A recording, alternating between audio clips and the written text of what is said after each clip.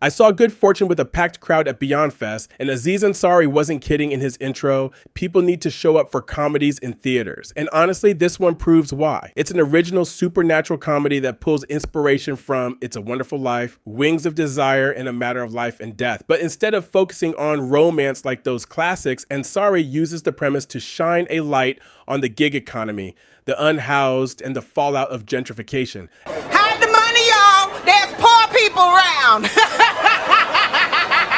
With your broke ass.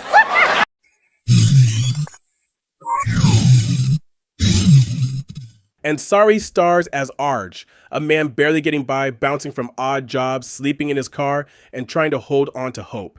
He has a promising spark with Elena, played by Keke Palmer, but mostly he feels lost. Enter Gabriel, played by Keanu Reeves, a low-ranking angel whose job is basically to stop people from texting and driving. Gabriel decides he wants more from life than being Heaven's Hall monitor, so he meddles with Arj's fate. The twist? Arj gets a taste of Jeff's life, Seth Rogen's obnoxious but wealthy tech bro, and once Arj slips into that new lifestyle, he doesn't want to go back. Gabriel's plan backfires, and suddenly both heaven and earth are in trouble.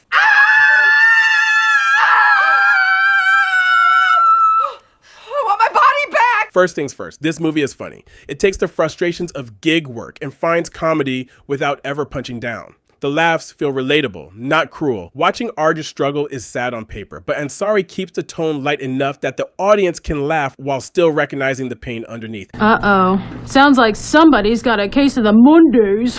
And then there's Gabriel. Reeves absolutely shines here. Whether he's perched on rooftops, awkwardly spying on mortals, or puffing a cigarette after being demoted to human, Keanu plays him with just the right amount of deadpan. He's naive, earnest, and hilarious without ever breaking that stoic Reeves energy. Honestly, Keanu Reeves might be born for comedy. Party on, dudes! Seth Rogen does what Seth Rogen does best. He leans into Jeff's obnoxiousness, playing the character broad but controlled. He's fun to watch because he's exactly the kind of rich guy you want to see humbled. You don't root for him, but you can enjoy watching him stumble. And yes, of course, there's that iconic Rogen laugh.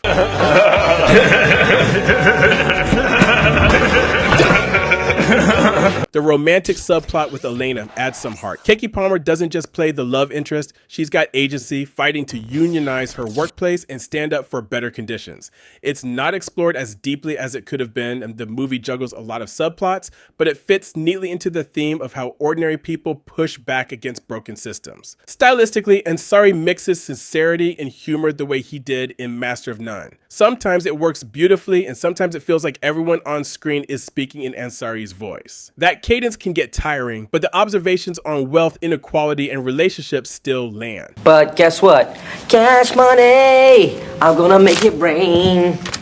The film has big laughs, whether it's an angel trying fast food for the first time or rich people diving into the dumbest health trends just because someone told them it was good for them. These moments, paired with the cast's timing, keep the energy high, and seeing Keanu go from stopping car crashes to trying to make sense of capitalism, comedy gold.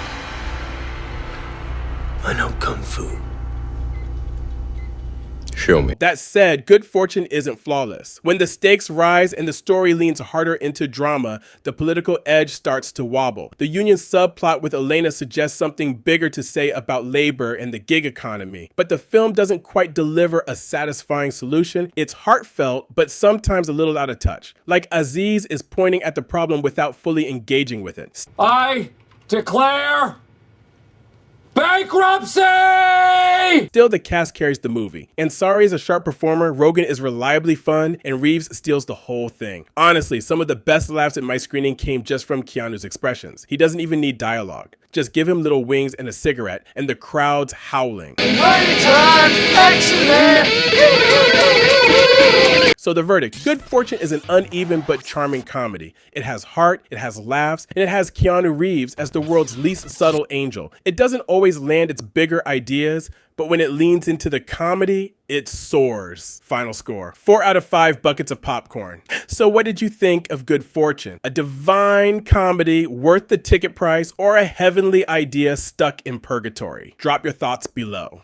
And me, I'll leave you with this. The real good fortune isn't money or status. It's getting to watch Keanu Reeves smoke a cigarette in tiny angel wings.